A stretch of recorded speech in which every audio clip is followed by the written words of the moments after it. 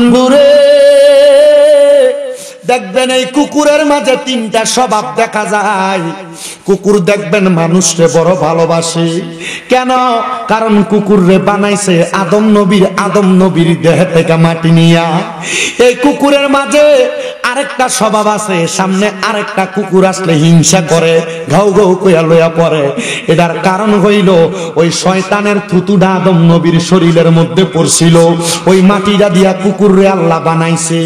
কুকুরের তিন নাম্বার স্বভাব, কুকুর রাত্রবেলা জায়গা থাকে।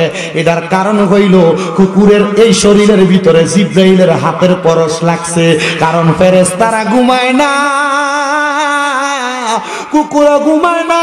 মানুষের পায়ের আওয়াজ পাইলে কুকুর চক্ষু খুলা তাকায় থাকে, যদিও কুকুরটা চক্ষুটারে খুইলা রাখে। মুসলমান, ওই কুকুরের মতো স্বভাব আমরা সমাজের মানুষেরা তাদের মাঝে নিয়ে রাখছে। মানুষে দ্বন্দ্ব, মানুষে মারামারি, মানুষে কাটাকাটি, মানুষে হানাহানি, মানুষের মাঝে হিংসা শত্রুতা। আল্লাহর কসম এই কুকুরের স্বভাব নিও না। যদি কুকুরের স্বভাবের মতো তুমি সমাজের মধ্যে চলাফেরা করো, জাহান্নামের আগুনের মধ্যে তোমার জ্বলা লাগবে, পুরা লাগবে। আমার আল্লাহ তাআলা হযরতে জিব্রাইল রে বলে, রে জিব্রাইল, আদম নবীর নাভি মুবারক তাইকা তুমি একটু মাটি নাও, মাটিটা নিয়া এই মাটিটা দিয়া তুমি কুকুর বানাও। উনি কয়, আমার আল্লাহ যখন আদম নবীরে বানাই নাই, আদম নবী কোন মাটির সাথে মিশ্রিত। কিসের সাথে? আমার আল্লাহ যখন আদম নবীরে বানায় নাই, আদম নবী যখন মাটির সাথে মিশ্রিত। আমি এবার লক্ষ্য করে দেখলাম, এবার উনি বর্ণনা দিতেছে ওনার ভক্তদের কাছে হক ব্যক্তি বালা এবং খারাপ চিনার জন্য। আদম নবীরে আমার আল্লাহ বানানোর আগে আমার আল্লাহ তাআলা কিন্তু দুনিয়ার জমিনে আদম নবীরে পাঠানোর অনেক আগে ফেরেশতা নাজিল করছিল। কি ফেরেশতা নাজিল করছে?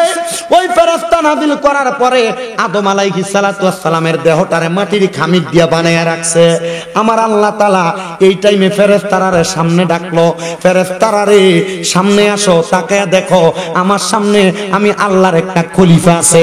আমি আল্লাহ তাআলা ওনারে দুনিয়ার জমিনের মধ্যে প্রেরণ করব। আমার আল্লাহ তাআলা জগতের মধ্যে আদম নবীরে প্রেরণ করব। আদম নবীর কাছে যখন ফেরেশতারা আসছে, ওই ফেরেশতার মধ্যে একদল লানতপ্রাপ্ত ফেরেশতা ছিল, যারা হইল শয়তানে পরিণত হয়ে গেছে। কিসে? শয়তানে পরিণত হয়ে গেছে। ওই শয়তান আদম নবীরে দেইখা শয়তান মনে মনে চিন্তা করে, কিরে আমার আল্লাহ তাআলা, আমি শয়তান আদমরে সেজদা না করার কারণে আমার শয়তান বানায় দিছে, এই আদমরে আমার আল্লাহর বন্ধু বানায় ফাটাইবো। শয়তান রাগান্বিত হইয়া আদম নবীর গায়ের উপরে একটু থুতু নিক্ষেপ করছে। নাউযুবিল্লাহ। শয়তান কি করছে? আদম নবীর মাটিওয়ালা যে দেহটা বানায় রাখছে, দেহের উপরে থুতু নিক্ষেপ করছে। ওই থুতুটা বাতাসের সাথে লইরা আদম নবীর নাভি মুবারকের মধ্যে যায় পড়ছে। আমার আল্লাহ ডাক দিয়া কয়, জিব্রাইল,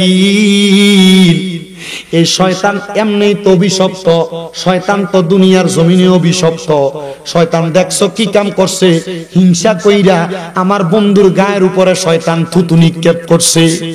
আমার আল্লাহ তাআলা হযরতে জিব্রাইল রে বলে, রে জিব্রাইল, আদম নবীর নাভি মুবারক তাইকা তুমি একটু মাটি নাও, মাটিটা নিয়া এই মাটিটা দিয়া তুমি কুকুর বানাও। কি বানাও? কুকুর কোন মাটি দিয়া বানাইছে? আদম আলাইহিস সালাতু ওয়াস সালামের নাভি মুবারক তাইকা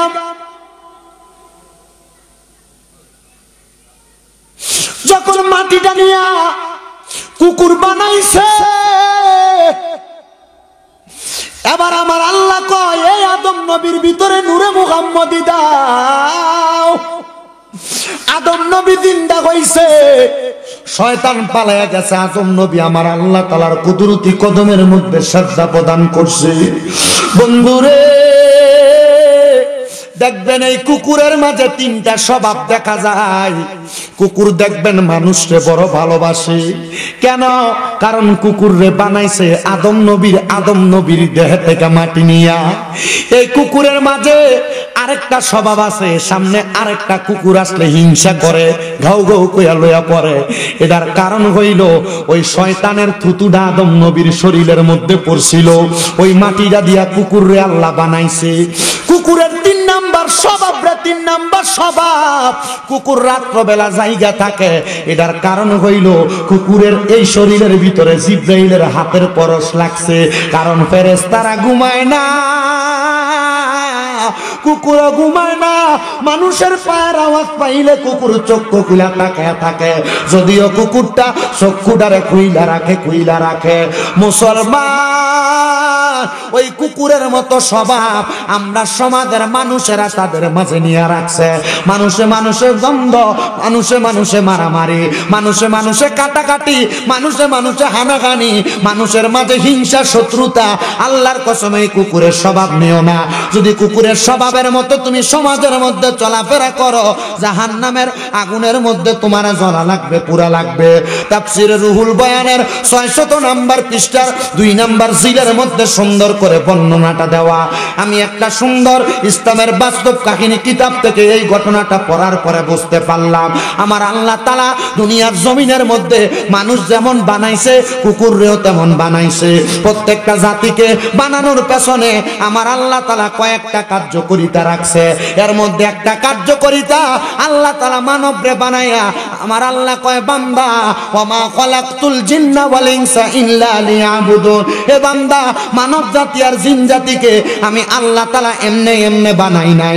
মানুষ জাতি, জিন জাতি, তোমরা আমার আল্লাহ তাআলার বেশি বেশি ইবাদত করো, কিন্তু আমরা মুসলমান ইবাদত করতে ভালো লাগে না।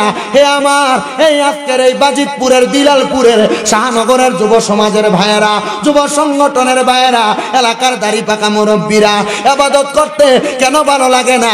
তোমার কি একটু মননের ভয় হয় না?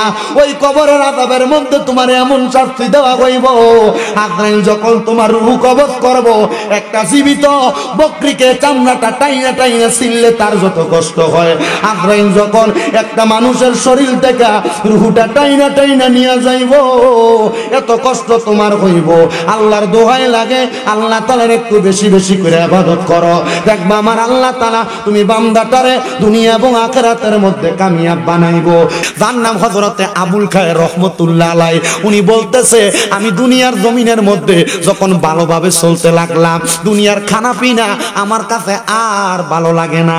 আমি দেখলাম রে, দুনিয়ার কোনো খাবার যখন আমি খাইয়া ইবাদত করি, একদিন আমি ইবাদত কইরা নামাজের মুসল্লার ভিতরে মুরাকাবায় দাঁড়াইছি। ও মুসলমান, মুরাকাবায় দাঁড়াইছে। মুরাকাবা কেমনে করে ও মুসলমান, তোমরা হয়তো অনেকে জানো না, জানাইয়া দিব আজকে। মুরাকাবাটা একটু কইরা দেখবা নিজের গলবের কি অবস্থা, নিজের জীবনের কি অবস্থা। হযরতে আবুল খায়ের রহমতুল্লাহ আলাইহি বলে, জগতের মানুষ, আমি একদিন এশারের নামাজ পড়া মুরাকাবার মধ্যে গেছি। মুরাকাবায় যাওয়ার পরে আমি দেখলাম রে, আমার অনেক দিন পর্যন্ত নামাজ রোজা কোনো কিছু কবুল হয় না। আমি কান্না করতে লাগলাম আর আমার আল্লাহর কাছে বলতে লাগলাম, মাবুদ, এত কষ্ট করে ফজরের সময় উঠি, আমার ফজরের নামাজ বুঝি কবুল হয় না। এত কষ্ট করে রৌদ্র দিয়া যোহরের নামাজ পড়ি, আমার যোহরের নামাজ বুঝি কবুল হয় না। মাবুদ, আসর মাগরিব এশার নামাজ পড়ি, আমার নামাজগুলা বুঝি কবুল হয় না। হে আমার শাহনগরের বাবারা, নামাজ রোজা করেন, যদি শোনেন কবুল হয় না, কি করবেন আপনি?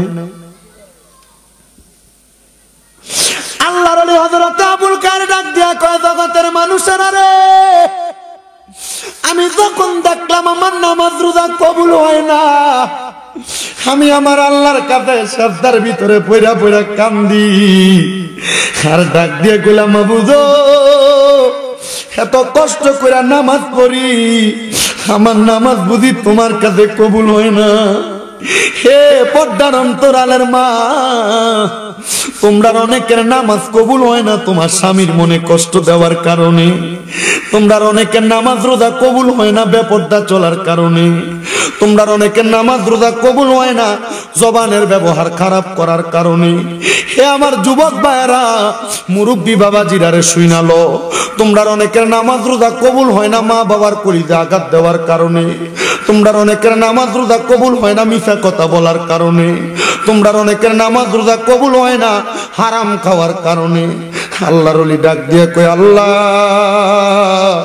আমি তো হারামও খাই না, আমি তো মিথ্যা বলি না।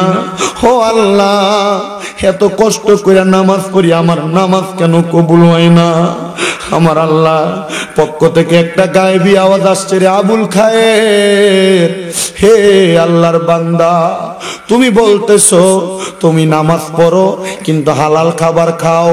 আবুল খায়ের, জানো তুমি যেই খাবার আজকে এতদিন পর্যন্ত খাইতেছো, এই খাবারগুলোর মধ্যে অন্যের হক মিশ্রিত হওয়ার কারণে আজকে অনেক দিন পর্যন্ত তোমার ইবাদত আল্লাহর কাছে কবুল হয় না। আবুল খায়ের কয়, ওই দিন থেকে আমি খানা খাওয়া বন্ধ করে দিছি। কত মানুষ আমার জন্য খানা নিয়ে আসে কিন্তু আমি তার খানাগুলা খাই না। ও মুসলমান, এখানে সেখানে যত রকমের খানা দেখলে খাইয়া ফেলা যাবে না। বলে হুজুর কেন? কারণ এই খানার কারণে তোমার ইবাদত কবুল হবে না।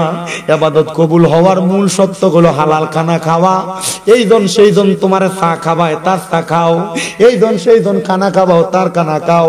আমরা হুজুররা সবচাইতে বিপদে, মানুষ দাওয়াত দিয়ে এই ঘরে ওই ঘরে খাওয়ায়, হারামখোর দাওয়াত দেয়, সুদখোর ঘুষখোর দাওয়াত দেয়, পরের হক মাইরা খাওয়াই না দাওয়াত দেয়। আমরা মাঝে মাঝে চিন্তা করি, আমরার পিছনে যে মানুষ নামাজ পড়ে, মানুষের নামাজটি জানি হয়নি। আরে মানুষের নামাজ পড়ার কথা, তারা নামাজ তো হইয়া যাইব, কিন্তু আমার নামাজটা জানি হয়নি।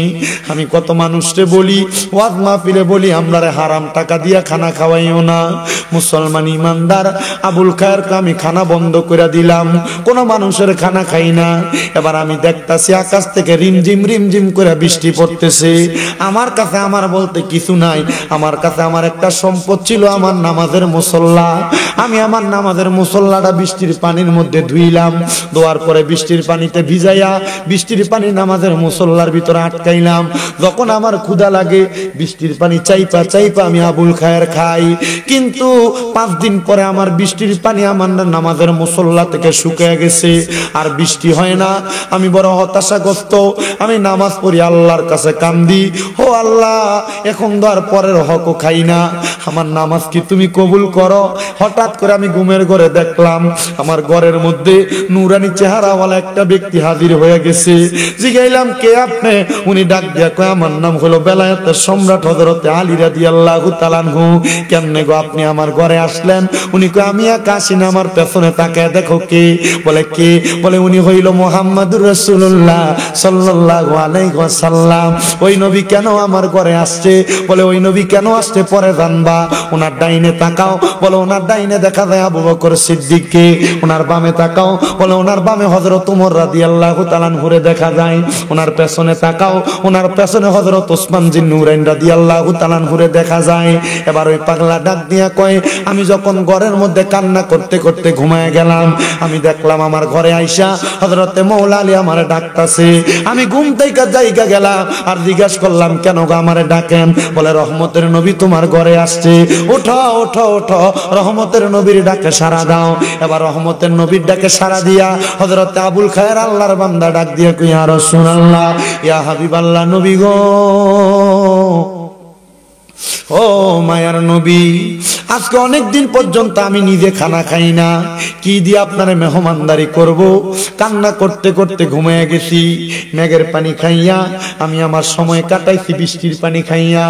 ও নবী গো, আপনারে মেহমানদারি করার মতো আমার কাছে কিছু নাই, স্বপ্ন দেখতাছে পাগলা। পাগলা কই, ইয়া রাসূলুল্লাহ, কি দিয়া মেহমানদারি করব?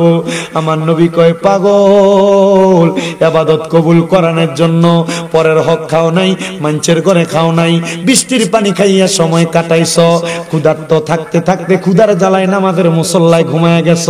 আমার নবীজি আস্তিন মুবারক তাইকা আবুল খায়ের একটা রুটি বাহির করে দিছে, নে আবুল খায়ের, এই রুটিটা খাও, তোমার পেটের ক্ষুধা নিবারণ করো।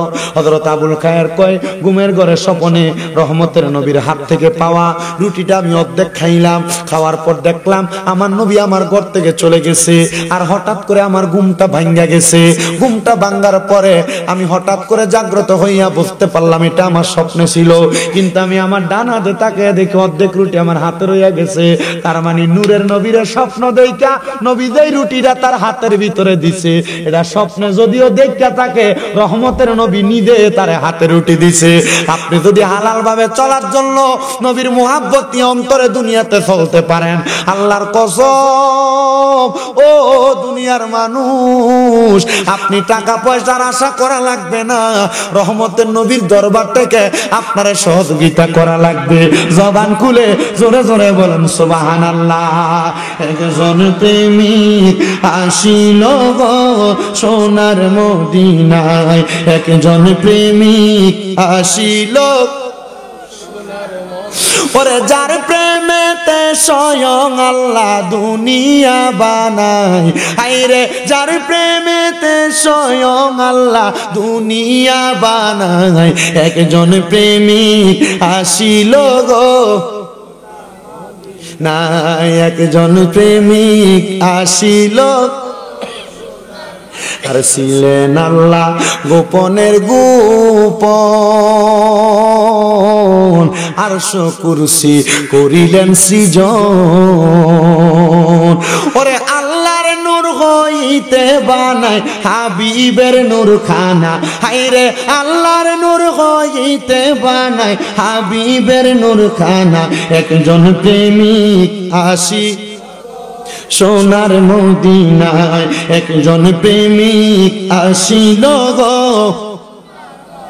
হযরত আবুল কার কয় ও জগতের মানুষ, শোনো রে জগতের মানুষ, আমি বুঝতে পারলাম আল্লাহ তাআলার ইবাদতে আমি এত মনোযোগী হইছি, আমার আল্লাহ তাআলা আমার ইবাদত কবুল করছে, নবী হইল তার প্রমাণ। আমি এবার দুনিয়াতে মানুষের কাছে কত রকমের দাওয়াত দেই, মানুষ যেন দুনিয়াতে হালাল ভাবে চলে, আমি উদাহরণ দিতে লাগলাম। কি উদাহরণ দিলেন? কিন্তু বান্দা আল্লাহর ইবাদত করতে তোমার ভালো লাগে না, নামাজের মধ্যে দাঁড়াইলে তোমার নামাজের মধ্যে অস্বস্তি লাগে, নামাজের মধ্যে দাঁড়াইলে নামাজের মধ্যে তোমার মনোযোগ আসে না। পর্দার অন্তরালের অনেক মা বোনেরা, অনেক যুবকেরা মাঝে মাঝে ফোন করে, হুজুর গো নামাজের মধ্যে যখন দাঁড়াই, আমি নামাজের মধ্যে দাঁড়াইলে আমার হঠাৎ করে দুনিয়ার কর্মকাণ্ডের কথা আমার মাথায় চলে আসে। এ যুবক, মরার কথা কি তোমার স্মরণ হয় না? একটা কথা মনে রাখো, রোম দেশের একজন যুবক দুনিয়ার জমিনে চলাফেরা করা অবস্থায় সে ব্যক্তির একটা কাজ ছিল, রোম এলাকার মধ্যে গুইরা গুইরা নেশা করতো, নেশা করতে করতে ওই যুবকটা একদিন মাতাল অবস্থায় রোমের একটা মসজিদের দরজার মধ্যে লম্বা হইয়া শুয়ে রয়েছে। যুবকের কাম কি ছিল? কথা কন না, নেশা খাওয়া। আমরা এলাকাত নাই বাবা, ইয়াবা, ফেন্সিডেল, গাঞ্জা খা। আমার কাছে মাঝে মাঝে বিচার দেয়, বাবা খা বেশি, বাবা খো। আমার কাছে একদিন মাঝে মাঝে মানছি বিচার দেয়, হুজুর ফুটে বলে বাবা খা। আমার তো কোনোদিন খাইলো না, আমি তো চাচা এই বাবা হে বাবা না, এই কথা কয় না। মুসলমান ইমানদার, নেশা যারা করো শুই না লো, আল্লাহর নবী কয় নেশা করার সময় তার ঈমান থাকে না, তার ঈমান তার কাছ থেকে চইলা যায়।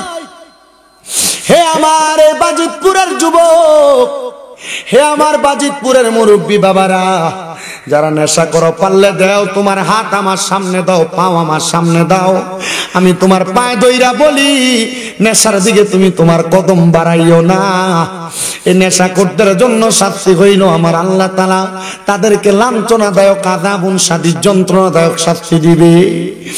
ওই যুবকটা রোমের বড় মসজিদের সামনে দাঁড়াইয়া যখন সেই ব্যক্তি নেশা কইরা মসজিদের সামনে লম্বা লম্বি হইয়া দাঁড়ায় আছে, রোমের বড় মসজিদের ইমাম কয় ফজরের নামাজ আমি পড়তে আসলাম, আসার পর দেখলাম এই ছেলেটা নেশা কইরা মসজিদের দরজার মধ্যে শুয়া রইল। তারা জিগাইলাম, রে যুবক নেশা কেন করলা? তুমি কি জানো না আল্লাহর কোরআন রাসূলের হাদিস নেশা করাকে হারাম বলছে? এই আমার শাহনগরের যুবকেরা, যারা ইয়াবা সেবন করে, যারা মদ সেবন করে, যারা গাঁজা সেবন করে, এই তাদেরকে আমি বলে দিয়ে যাই, এই নেশার কারণে আল্লাহ তাআলার কঠিন শাস্তি তুমি সহ্য করতে পারবা না। ওই রোম দেশের মসজিদের ইমাম ডাক দিয়া কয়, আমি ওই যুবকটারে উঠাইলাম, উঠে তারা আমার ঘরের মধ্যে নিয়ে শোয়াইলাম, এলাকার সব মানুষ আমার বিরোধিতা করে। কিরে তাকে দেখো, একজন নেশাখোর রামদার মসজিদের ইমাম তার ঘরের মধ্যে নিয়ে রাখতেছে। কারণ কি? ইমাম সাহেব, আপনার কাছে আমরা জানতে চাই, আপনি কেন একটা নেশাখোররে জায়গা দিলেন? উনি বলে, আমি চেষ্টা করব তাদেরকে হিদিনাস সিরাতাল মুস্তাকিম, হেদায়েতের পথে আনার জন্য। এবার উনি ডাক দিয়ে কয়, এ যুবক ভাই, তুমি কেন নেশা করো? নেশা করার কারণ বলো। যখন তার হুঁশ ফিরল, সে ডাক দিয়ে কয়, হুজুর, আমার জন্মের আগে আমার আব্বাজান মারা গেছে, জন্মের পরে আমার আম্মাজান মারা গেছে, আমার চাচা এবং আমার জ্যাঠা, আমার ফুফু, আমার আত্মীয় স্বজন অনেকে আছে, কিন্তু তারা আমারে ঠিক তেমন ভাবে মানুষ করে নাই যেমন ভাবে মানুষ হইলে আমি নেশা করব না। তারা আমার দায়িত্ব ছেড়ে দিয়েছে হুজুর। তারা আমাকে অবহেলা করতে লাগলো। আমি অবহেলা পাইতে পাইতে আমার ঘর ত্যাগ করলাম, আমার বাড়ি ত্যাগ করলাম। এবার রাস্তা নিয়ে যখন হাঁটি, আমার বন্ধু বান্ধবের সঙ্গে চলাফেরা করি, তারা আমার মদের বাটিখানায় নিয়ে আমার মদ পান করায়। দেখবেন এই এলাকার মধ্যে যারা যারা সিগারেট খায়, তারা একবার জিগাইলাম, তুমি কেন সিগারেট খাও? দেখবেন আপনার উত্তর, একদিন আমার এক বন্ধু কইছিল, একটা টান দেশ না কি হইব, এই একটা টান দেশ না কি হইব কইয়া ধরাইছে, আবার প্রত্যেক দিন ওই খায়। আমরা মনে ওয়াজ বুঝতেছেন না? এলাকায় যারা যারা সিগারেট খায়, জিজ্ঞেস তুই সিগারেট খানা কার কাছে জিজ্ঞেস। একবার আমার এক বন্ধু একবার কইছিল, একটা টান দে কি হইব, এই একটা টান কি হইব তাই প্রত্যেক দিন। কথা কয় না কা? হ্যাঁ, ঠিক মিলছে কথাটা না? আরে মন ভাঙ্গায় আর মসজিদ ভাঙ্গা, ভাঙ্গায় আল্লাহর কাবা ঘর, ভাঙ্গায় আল্লাহর কাবা ঘর, মন মন্দিরে খোদার বাড়ি, ওরে মন মন্দিরে খোদার বাড়ি, কষ্ট দিস না তার ভিতর। মন ভাঙ্গায় আর মসজিদ ভাঙ্গা, ভাঙ্গায় আল্লাহর কাবা ঘর, ভাঙ্গায় আল্লাহর কাবা ঘর, মন মন্দিরে খোদাই আছে, কষ্ট দিস না তার ভিতর। ওরে আসল কাবা না চিনিয়া মারহাবা কইতে, এটা কি মুহাব্বতের সামনে না? আমি অনকারা কইতাম পারি না, ওই আমি কইলে আমার বাউল শিল্পী, আমি পড়ে গেছি বিপদ। কি করতে? হ্যাঁ, ওরে আসলে কাবা না চিনিলে সাজদা দিবা কাহার মাঝে, আসলে কাবা না চিনিলে সাজদা দিবা কাহার মাঝে। মারহাবা কোন না বাবা, এটা তো ভালো জিনিস, কিন্তু এটার ভিতরে তো মুহাব্বত আছে। মানুষ এটা মুহাব্বত না বুঝলে তো কিছু করার নাই। আল্লাহ বোঝার তৌফিক দান করুক, আমিন জোরে কোন। আবার এই শানগুলা পরে রাখি, আগে আপনাদেরকে ওয়াজটা বোঝায় দেওয়ার চেষ্টা করি। মুসলমান ইমানদারেরা গভীর মনোযোগ দিবেন, গভীর মনোযোগ দিবেন। ওই নেশাখোর ছেলেটাকে প্রশ্ন করেছে, তোমারে কে নেশাখোর বানাইছে? বলে আমার মা মারা যাওয়ার পরে, বাবা মারা যাওয়ার পরে আমার বন্ধু বান্ধবের থাকে তাইকে আমি নেশা করতেছি। এ যুবক, নেশা যে করো, তুমি কি আমার সাথে একটু আমারে সময় দিবা? বলে তোমারে সময় দেওয়ার মতো সময় আমার কাছে নাই। বলে কেন সময় নাই? বলে তুমি যদি আমার একটু সময় দাও, তোমার মা যে মারা গেছে, বাবা যে মারা গেছে, মা বাবা কবরে কেমন আছে তুমি কি খবরটা জানো? যুবক কয়, না, আমার চোখের সামনে কত মানুষ মারে মা কয়া ডাকে, বাপরে বাপ কয়া ডাকে, আমারও মনটা চায় আমি আমার মা বাপরে দেখতাম। হুজুর আপনি কেমন মানুষ, আপনি কি আমার মা বাপরে দেখাইতে পারবেননি? এবার বলেন, আল্লাহর ওলিরা চাইলে মুরাকাবার মাধ্যমে মৃত মানুষকে দেখাইতে পারে কি পারে না? ও বন্ধুরে, ও নবীর উম্মতের দল, আশিক রাসূল ভাই বাবা, মনোযোগ দিয়া শুনুন রে বাবারা।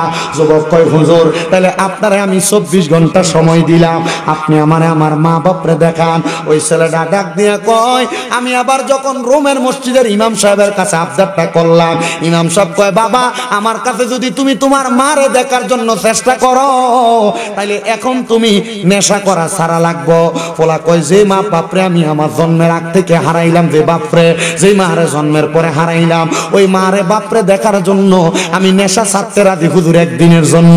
কয় ঠিক আছে, একদিনের জন্য আমার কাছে আমি তোমার কদমে হাতটা রাইখা বলি, এই ডিসেম্বর মাসের 19 এবং 20 তারিখ 21 তারিখ দাওয়াত ইসলামীর উদ্যোগে ঢাকাতে আশিয়ান সিটি, মারহাবা কন্যা, ঢাকা আসিয়ান সিটিতে এই ডিসেম্বর মাসের 19 তারিখ, 20 তারিখ, 21 তারিখ বৃহস্পতি, শুক্র এবং শনিবার দাওয়াত ইসলামের উদ্যোগে সুন্নি একটা ইজতেমা হইব ঢাকা আসিয়ান সিটি হজ ক্যাম্পের পাশে।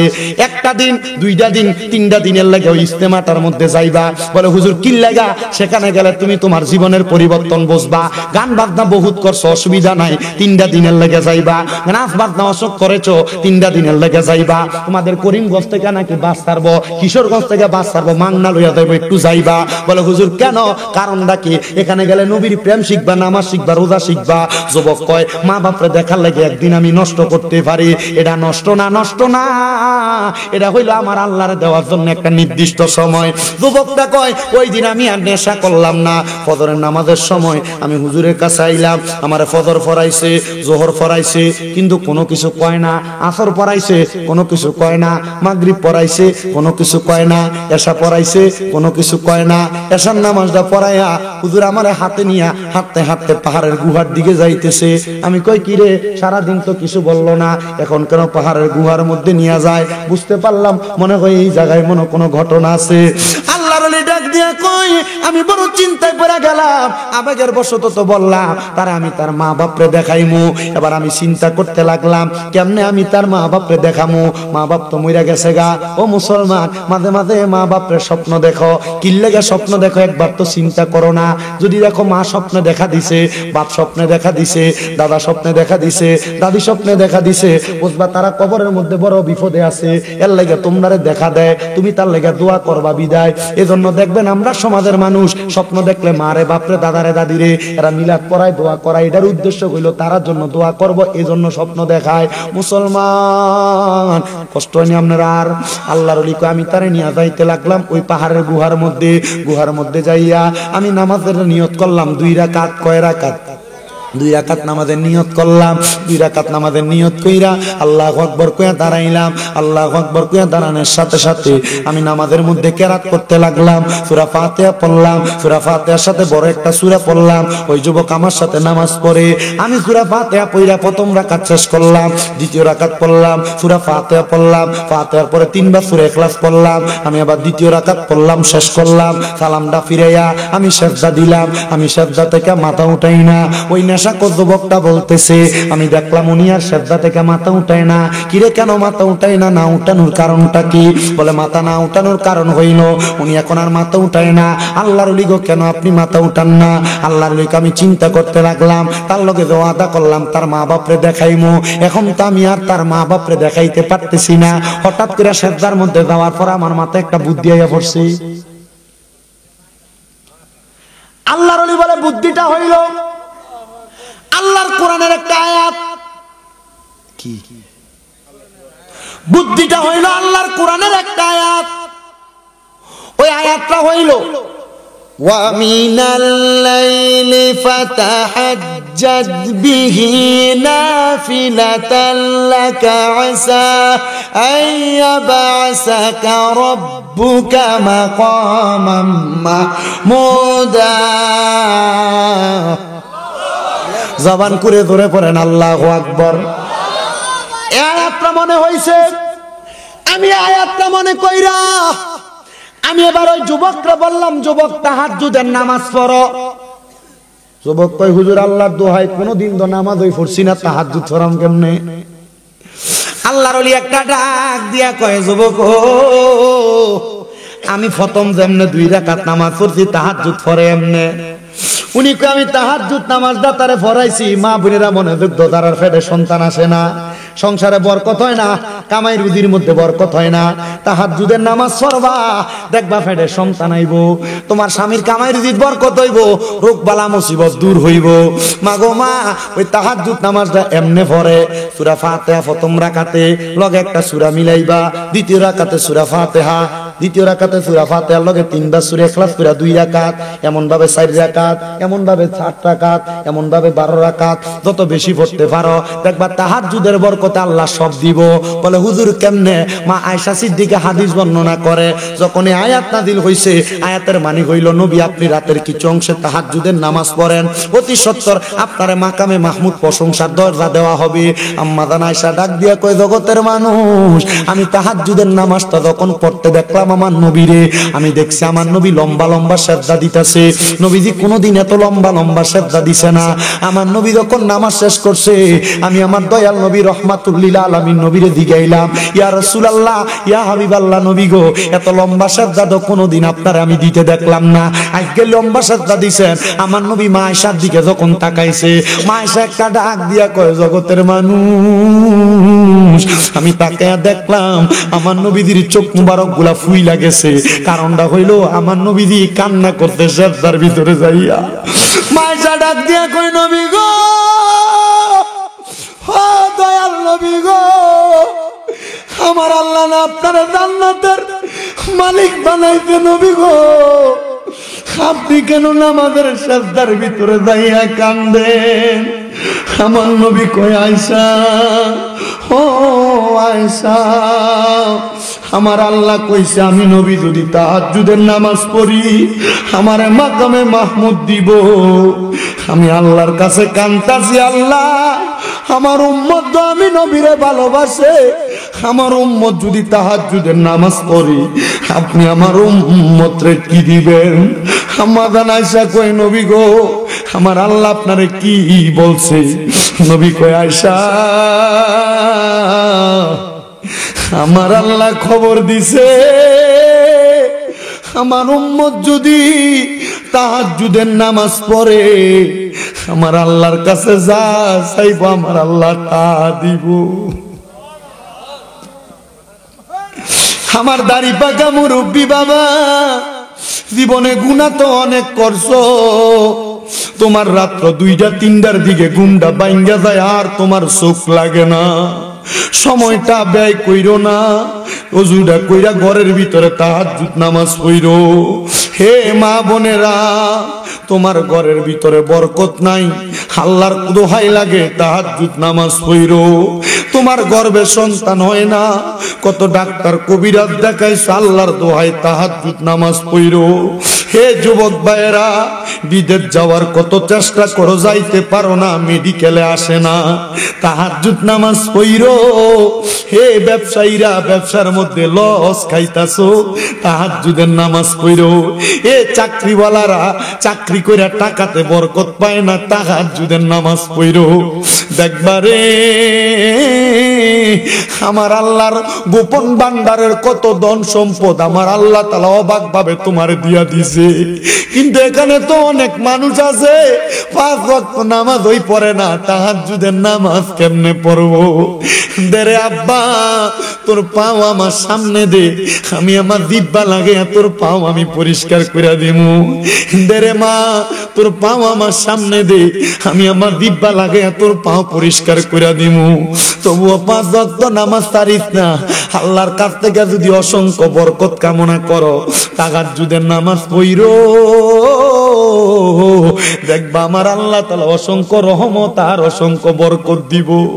ওই ছেলে ডাক দিয়া কয়, আমি তাহাজ্জুদের নামাজ পড়া সেজদার ভিতরে যায়া যায়া কান্তাছি, আমি সেজদার ভিতরে যায়া দেখি আমি সেজদা অবস্থায় আমার ঘরটার ভিতরে কোন জায়গা থেকে জানি একটা নূরের আলো ঝলঝলাইতাছে।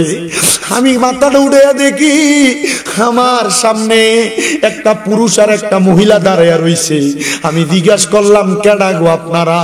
আমারে ডাক দিয়া কই, পুত্রে আমি বাপরে চিনোস না? আমার মারে জিগাইলাম, কেডা গো আপনি? আমার মা কই, পুত্রে আমারে বুঝি তুই চিনোস না? আমি তোর মা, জন্ম দেওয়ার 4-5 মাস পরে আমি ইন্তেকাল করছি, মইরা গেছি। আমি মারে দেখবার লাগে তুই এত পাগল যে নেশা না করলে তোর ঘুম আসতো না। আজকে আমি মারে দেখবার লাগে তুই নেশা তাইরা দিয়া পাহাড়ের গুহার ভিতরে আইয়া তাহাজ্জুদ নামাজ পড়া পড়া কান্দস। বাপ ডাক দিয়া কই, পুত্রে আমি আব্বারে চিনো না? আমি আব্বারে দেখবার লাগে তাহাজ্জুদের মুসল্লার ভিতরে কান্দস। এ পুত, আমি হইলাম তোর মা বাবা। কি গো মা, কি গো আব্বা, আপনারা কি কবরে ভালো আছেননি? আমি জানি দুনিয়াতে সন্তান অন্যায় করলে আল্লাহ তাআলা মা বাপের কবরের ভিতরে আযাব দেয়। মা, আমি তো নেশা করছি, আমি তো মদ খাইছি, আমার কবরের ভিতরে, আপনার কবরের ভিতরে আল্লাহ আযাব দিছেনি। মা বাপ ডাক দিয়া কই, পুত্রে আমার আল্লাহ তাআলা আজকে ফজর পর্যন্ত আমরার কবরের ভিতরে আযাব দিছিল। তুই ফুট যখন আমরা মা বাপরে দেখবার লাগা নিয়ত করছো, আমার আল্লাহ তাআলা আমরার কবরের আযাবটা মাফ কইরা দিছে। আমার আল্লাহ শুধু কবরের আযাব মাফ করছে না, আমরা মা বাপরে জান্নাতের ভিতরে ঢুকিয়ে দিছে। পুত্রে স্বপ্নের ভিতরে বইলা দিয়া যায়, আর কোনদিন নেশা তোর মুখে নিস না। তুই যখন নেশা করস রে, আমরা মা বাপরে আল্লাহ তাআলা জাহান্নামের আগুনে জ্বালায়। এ সন্তানের দল, তোমার মা বাবা তোমার লাখ লাখ টাকার বাড়ি গাড়ি দিয়া গেছে, এই বাড়িতে তুমি যে গান বাজনা করো, দুনিয়ার মাটি কাঁপাও, আল্লাহ তাআলা ওই কবরে তোমার মা বাবার কবরে আযাব দেয়। ওই তালাতে আমার মা আমার আব্বা কবরে, আমি পুতের জন্য বলে আমি সন্তান সহ্য করতে পারি নাই।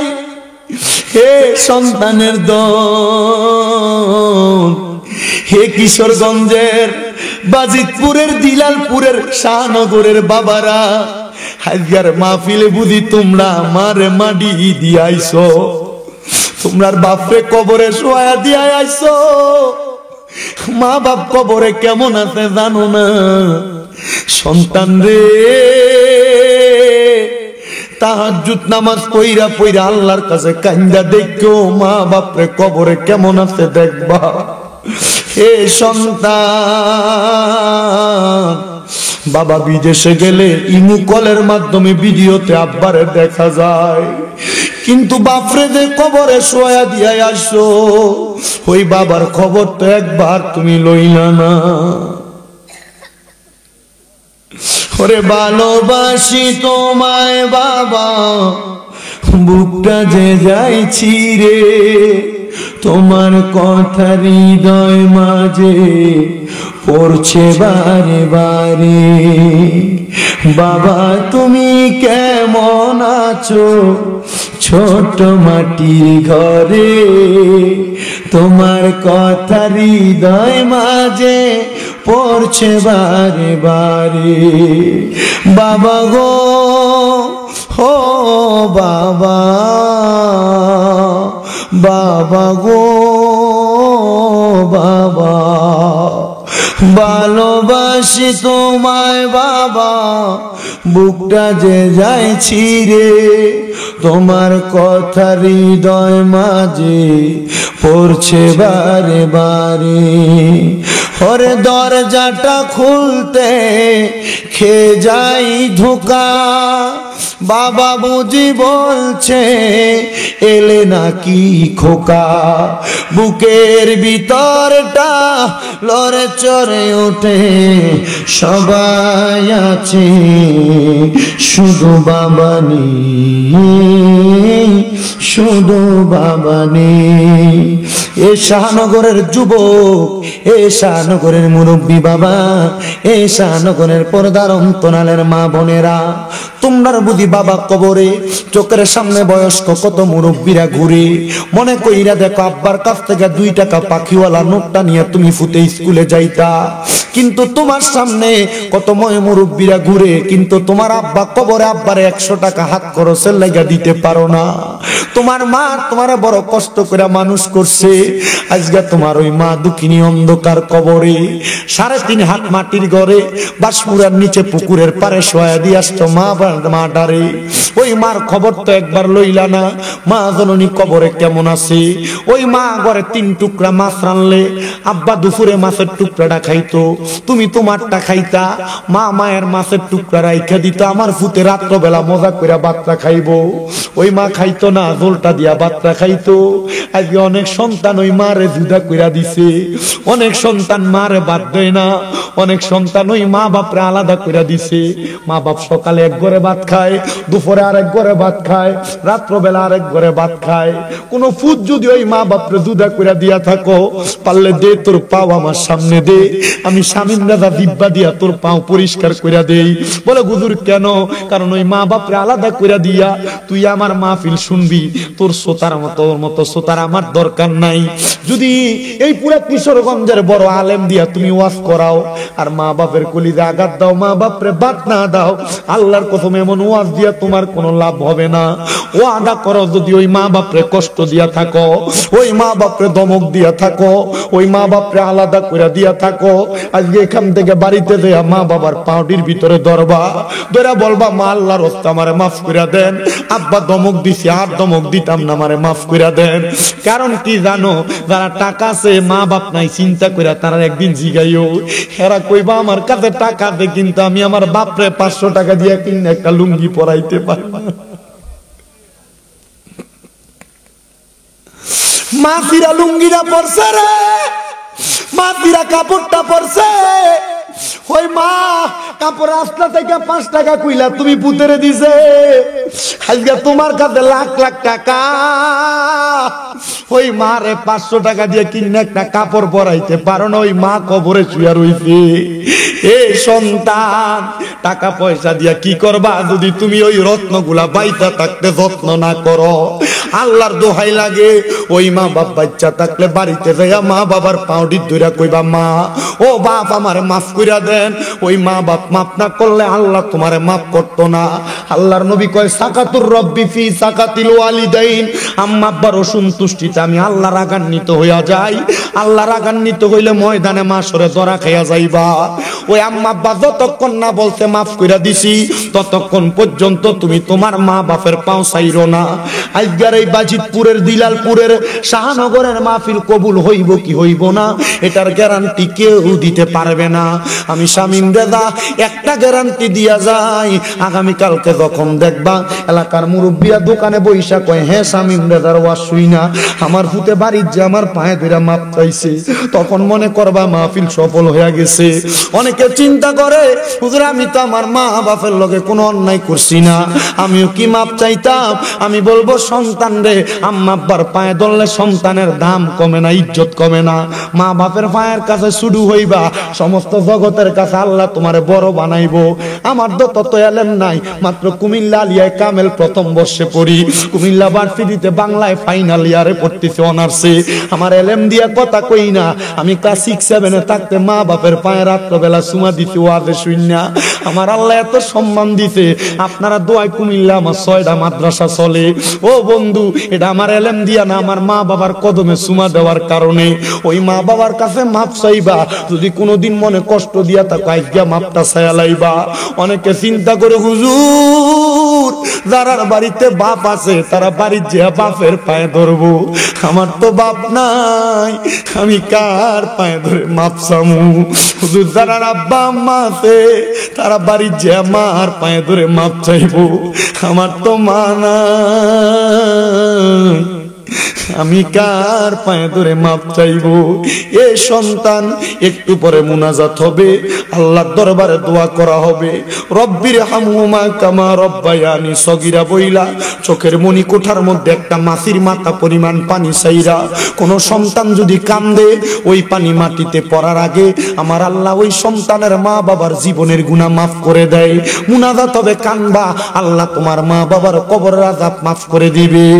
ওরে সারে 3 হাত গর্তে ফেলে কেমন করে আইলা চলে, তোমার বাড়ি আইতে দেরি হইলে যে মা ঘুমাইতো না, ওই কবর দেশে মায়ের পাশে একটু রইলি না। মাটি দিয়া যাইছো, বাপ মা কবরে কেমন আছে একবারও তো জানলা না। কেমন আছেন বাবা মনি, কেমন আছেন মা জননী, একবারও তো খবর লইলি না। ওই মা বাবারে কষ্ট দিয়া দুনিয়াতে দিন কাটাইয়া শান্তি তুমি কখনো পাইবা না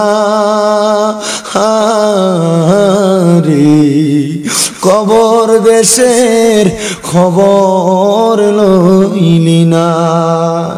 এ শাহনগরের যুবক ভাইরা, দুনিয়াতে নামাজ পড়বা, রোজা রাখবা, হজ যাকাত দান সদকা, পীরের কাছে যাইবা, মুর্শিদের কাছে যাইবা, সব করবা, আগে নিজের ঘর মা বাপটারে ঠিক রাখবা। আল্লাহ যেন ওই মা বাবার মোহাব্বত আম্মা আব্বার জন্য খাস করে দোয়া করার তৌফিক আমরারে দেয়। আর আল্লাহ যেন রহমতের নবীর উসিলায় আমরার আম্মা আব্বার কবরটারে জান্নাতের বাগান বানাই। আসলেন নবী এই দরাতে রহমত বরকত নিয়ে, আসেন সবাই সালাম দেই ওই নবীর তাজিমে ইয়া নবী। তুই আইয়া পরে দেরি করছিস, ইদানিং জিকির করতে পারলা, তোর দেখবি মাইরা তে আমার ক্যামেরাম্যান, তে আমার খাদেমু, তে আমার ভাইও, তে আমার জিকির ম্যানও, তে আমার সাপোর্টার। মারহাবা কর। নীলফামারীর মাহফিল কমিটি হুজুর হুজুর নিব কয়জন? একজন। আমি কইছি টিকিট দিলে আমারও দিতে হইব, আমার ড্রাইভারেরও দিতে হইব, আমার খাদেমেরও দিতে হইব। মারহাবা কর। না আমারও টিকিট দিছে, আমার ড্রাইভারেরও ফেলেনির টিকিট দিছে, আমার খাদেম সাহেবেরও ফেলেনির টিকিট দিছে। মারহাবা। তো আমরা যদি কোরআন হাদিসের কথা মাঠে ময়দানে বললে, নবীর শান গাইলে আমরা সমাজের সম্মান বাড়াই কে? যদি কেউ বিরোধিতা করে, কিন্তু আমরা বিমান ছড়াই আল্লাহ। মারহাবা কন, আর ধরে কন মারহাবা। আল্লাহ বোঝার তৌফিক দান করুক। দোয়া করেন রমজান মাসে ওই দুবাইয়ে যাওয়ার একটা কথা চলতেছে, যদি আল্লাহ কবুল করে ইনশাআল্লাহ ওয়াজ মাহফিলের ময়দানে এই সুন্নিয়তের কথা বলার জন্য দুবাইও ইনশাআল্লাহ সফর করব। আল্লাহ যেন আমাদেরকে সহিভাবে এই সফর কবুল করে, আমিন কোন। তাহলে মোহাব্বত একটু আল্লাহ তাআলার কিয়ের বেদাত, যেটি বেদাত করি দাঁত নাই। একটু দমে দমে জিকির করেন আল্লাহ আল্লাহ আল্লাহ আল্লাহ আল্লাহ আল্লাহ, দমে দমে জফর নাম আল্লাহ আল্লাহ, দমে দমে মাশাআল্লাহ। লাহ দমের উপর বাড়িঘর, দম চাপিলে সবই পর, দমের উপর বাড়িঘর, দম চাপিলে সবই পর, দমে দমে তালাশ করো কে আছে আপন। মাশাআল্লাহ আল্লাহ আল্লাহ, দমে দমে মারহাবা আল্লাহ আল্লাহ।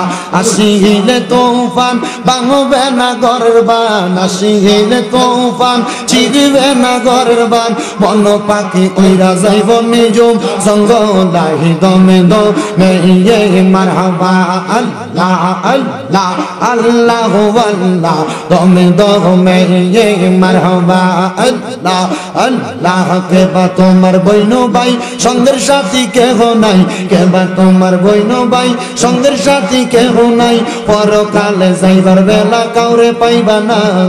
মাশাআল্লাহ আল্লাহ আল্লাহ, দমে দমে মারহাবা আল্লাহ আল্লাহ আল্লাহ আল্লাহ, দমে দমে মারহাবা আল্লাহ আল্লাহ।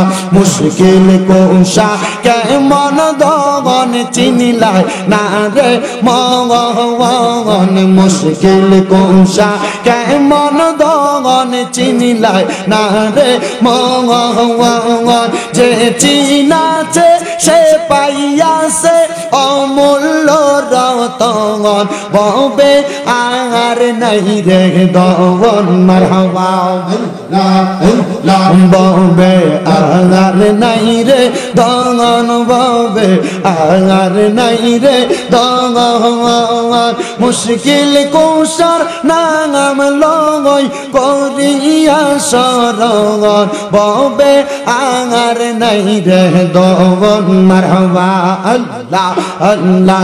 মুশকিল কোশা কেমন দগন চিনিলাই না রে মগন, যেই না মেরি দোহাই দিলে দূরে যাই সমর, ববে আর নাই রে দগন। মারহাবা আল্লাহ আল্লাহ আল্লাহ। নবী মুশকিল কোশা তিনেতে এক জগন, আল্লাহ নবী মুশকিল কোশা তিনেতে এক জগন।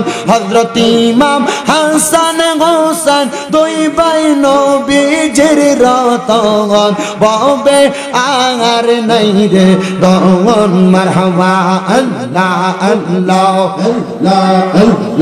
আই বড় পীর আব্দুল কাদের আউলিয়ার শিরোমণি মারহাবা আল্লাহ আল্লাহ তোমারি ওই নামের গুণে তোমারি ওই নামের গুণে আগুন হইয়া যায় পানি আয় বড় পীর আব্দুল কাদের আউলিয়ার শিরোমণি মারহাবা আল্লাহ আল্লাহ লা ইলাহা ইল্লাল্লাহ মুহাম্মাদুর রাসূলুল্লাহ সাল্লাল্লাহু আলাইহি ওয়াসাল্লাম। সবাই পড়ি আলহামদুলিল্লাহ। সবাই আমরার জন্য দোয়া করবেন যেন সহি সালামতে পৌঁছাইতে পারি। আর আমার মাদ্রাসাগুলোর জন্য দোয়া করবেন, আমার মাদ্রাসার ছাত্রদের জন্য দোয়া করবেন, আল্লাহ যেন তাদের সিনার মধ্যে কোরআনের ইলম দান করে। আল্লাহুম্মা আমিন আল্লাহুম্মা আমিন। আলহামদুলিল্লাহি রাব্বিল আলামিন। আসসালাতু ওয়াসসালামু আলা রাসূলিহিল কারীম। মাবুদু ও দয়াল আল্লাহ, আপনি কি আসমানে না জমিনে রে আল্লাহ, না পাহাড়ে না দরিয়ায় রে আল্লাহ। গত জীবনে আপনি আল্লাহর কত তালাশ করলাম, সন্ধান পাইলাম না আল্লাহ। বহু সন্ধানের পরে এই কিশোরগঞ্জ জেলার অন্তর্গত বাজিতপুর থানাধীন দিলালপুরের অন্তর্গত শাহনগর সমুখ ময়দান শাহনগর যুব সংগঠনের উদ্যোগে মৃত্যু ব্যক্তিদের আত্মার মাগফিরাত কামনায় অষ্টম বাৎসরিক সুন্নি মুগা সম্মেলন সাজাইয়া আমার সঙ্গে আমার দাড়ি পাকা মুরব্বী বাবারা, আলেম সমাজেরা, যুবক ভাইয়েরা, পর্দার অন্তরালের আমার অনেক মা বোনেরা, ছোট ছোট কচিকাছা মাসুম বাচ্চারা, তুমি আল্লাহর শাহিন শাহী পাক দরবারে মাপ পাওয়ার আশায় গুনাহগার কাঙ্গালের বেশে দুই কানা হাত বাড়াইছে আল্লাহ। যার হাতটা তোমার কাছে মায়া লাগে, পছন্দ হয়, ওই হাতের উসিলায় আমরার জীবনের গুনাহ মাফ কইরা আমরার বেগুনাহ মাসুম বান্দা বানায়া দাও। তুমি তো অন্তর্যামী রে আল্লাহ, ওই আমরা হইলাম ফানা, আমরা সুখে কিনা দুঃখে ডাকি গো ও আল্লাহ। তুমি যাই না কি জানো না রে আল্লাহ, পরওয়াল্লাহ জাগালয় তোমার মনি মাবুদ। তাকে দেখেন গো আল্লাহ, এই শাহনগরের যুব সমাজের ভাইয়েরা এত সুন্দর করে জান্নাতের বাগান মাহফিল সাজাইছে আল্লাহ। আজকের মাহফিলে কে জানি গাত বানাইছে, কার জানি জগতের মধ্যে আব্বা নাই। হায় রে বাবা, যেই বাবারে বাবা কইয়া ডাকলে কলিজার আগুন ঠান্ডা হইয়া যায়, যেই বাবার দিকে নেক নজরে তাকাইলে সন্তানের প্রাণ ঠান্ডা হয় আল্লাহ। কার জানি এমন আব্বা জান কবরে, এমন আব্বা যাদের অন্ধকার কবরে রে আল্লাহ, আব্বার কবর তুমি আল্লাহ জান্নাতের বাগান বানিয়ে দাও মাবুদ। কে জানি হাত বাড়াইছে, কার জানি জগতের মধ্যে মা নাই। হায় রে মা, যেই মা রে মা কইয়া ডাকলে কলিজার আগুন ঠান্ডা হইয়া যায়, যেই মায়ের দিকে নেক নজরে তাকাইলে কবুল কদর সওয়াব হয়ে যায় আল্লাহ। জানি না গো, কে জানি তার মারে হারায় আজকের মুনাজাতে হাত বাড়াইছে। আইরি এমন দরদি হবে কেউ হবে না আমরার মা, মা গো। মায়ের এক কান দুধের দাম কাটিয়া গায়ের চাপ, সুদ হবে না রে মন পাপুষ বানাইলে। এমন দরদি হবে কেউ হবে না আমরার মা, মা গো আল্লাহ। কত এতিমেরা মা হারাইয়া, কত এতিমেরা বাবা হারাইয়া কান্দি আল্লাহ। এতিমদের আব্বাই আমার কবরে আর যাবে দিও না, আমার আব্বাই আম্মার কবরের আযাব মাফ হইছেনি, আমরার দাদা দাদির কবরের আযাব বন্ধ হইছেনি। মাবুদ রে, যাদের মা বাবা বেঁচে আছে আম্মা আব্বার হায়াতে বরকত দান করে দাও, আম্মা আব্বার খেদমত করার তৌফিক দান করে দাও। যাদের আম্মা আব্বা অসুস্থ শেফা আফেলা কামেলা নসিব করে দাও।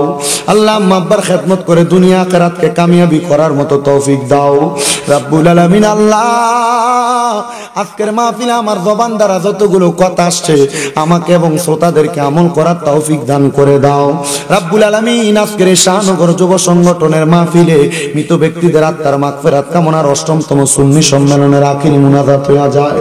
আজকের মাহফিলে যারা টাকা দিয়া, পয়সা দিয়া, শ্রম দিয়া, বুদ্ধি দিয়া, পরামর্শ দিয়া, মাইক দিয়া, লাইট দিয়া, প্যান্ডেল দিয়া, মিডিয়ার বাইরা সহ সম্মানিত শ্রোতা মণ্ডলী যারা যারা উপস্থিত হয়েছে পর্দার অন্তরালে আমার অনেক মা বোনেরা, আল্লাহ প্রত্যেকের দোয়াগুলা তুমি কবুল আর মঞ্জুর করে নাও দয়াল। বিশেষ করে অনেক প্রবাসী ভাইরা বিদেশ থেকে দোয়া চায়, আল্লাহ প্রবাসীদের কামাই রুজির মধ্যে, হায়াতের মধ্যে মনের আশা পূরণ করো আল্লাহ। বিশেষ করে প্রবাসীদের কামাই রুজিতে বরকত দিয়া শরীর স্বাস্থ্য সুস্থ রাখা, প্রবাসীদেরকে সহি সালামতে কামাই করে দেশের বাড়িতে ফেরার তৌফিক দান করো। বিশেষ করে এলাকার প্রবাসী শাহ আলম হালিমের জন্য, আল আমিনের জন্য, জুয়েলের জন্য, বাপনের জন্য, পরাণ রিপন এবং জোনায়েদের জন্য দোয়া চাওয়া হয়। আল্লাহ প্রত্যেকটা প্রবাসীদেরকে তুমি কবুল ও মঞ্জুর করে নাও। এই মাহফিলের জন্য যারা যারা কষ্ট করেছে, করবে, আল্লাহ এই মাহফিল কিয়ামত পর্যন্ত তাদের দ্বারা দায়েম এবং কায়েম রাখিও গো আল্লাহ। মনিব সোনার বাংলাদেশের উপর তোমার খাস রহমত বরকত দান করে দাও। গাজওয়াতুল হিন্দের গান পাইতেছি আল্লাহ, বাংলাদেশের জমিনের মধ্যে হয়তোবা মুসলমানদের সাথে গাজওয়াতুল হিন্দ ভারতের সাথে যুদ্ধ হয়ে যাবে এমন অবস্থা তারা তৈরি করতেছে। আল্লাহ আমাদের কেমন যুদ্ধ নামক জিনকারি থেকে, আমাদেরকে দাঙ্গা হাঙ্গামা থেকে হেফাজত দান করো রব্বুল আলামিন। ইসলাম ধর্মের উপর আপনার খাস রহমত বরকত আগেও ছিল, এখন আছে, ভবিষ্যতেও থাকবে। আল্লাহ আমাদেরকে দমদে না রাইখা আমাদেরকে হামাউজাতিল হাসানা হিকমতের মাধ্যমে দুনিয়ার জমিনে চলাফেরা করার তৌফিক দান করেন। বিশেষ করে আল্লাহ ফিলিস্তিনের মুসলমানরা ইসরাইল জালেমের জুলুমের শিকার আমার ফিলিস্তিনের মুসলমান ভাইদেরকে হেফাজত দান করেন। সোনার বাংলাদেশ সহ প্রবাসের জমিন থেকে যারা যারা দোয়া চায় প্রত্যেকের খাস দোয়া কবুল ও মঞ্জুর করে। যারা বিপদে আছে উদ্ধার করে, যারা টেনশনে আছে টেনশন থেকে মুক্ত করে। আল্লাহ বিশেষ করে যাদের চাকরি নেই চাকরির ব্যবস্থা করে, যাদের ছেলে মেয়ের বিয়ে দিতে পারে না বিয়ে শাদীর ব্যবস্থা করে। আমরার মরণের আগে আখিরি জবানে মধুর কালেমা পড়ে দিয়ে লা ইলাহা ইল্লাল্লাহু মুহাম্মাদুর রাসূলুল্লাহ সাল্লাল্লাহু আলাইহি ওয়াসাল্লাম। আসসালামু আলাইকুম ওয়া রাহমাতুল্লাহ।